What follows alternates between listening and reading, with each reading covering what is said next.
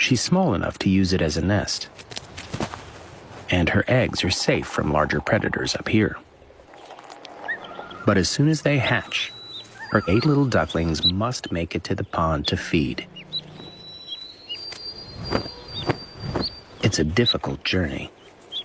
They won't be able to fly for months. The instinctive bond with their mother is so strong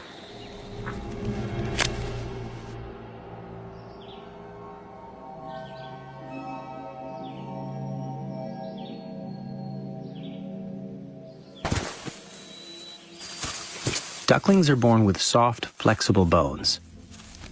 They're so light, even from up here, they can survive the fall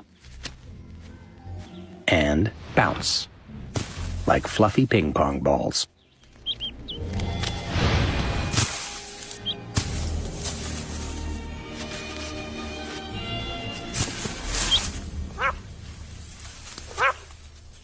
Mom calls her brood together.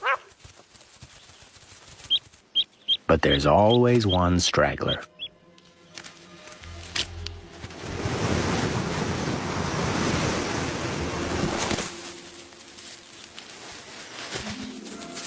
Finally, the family can move on.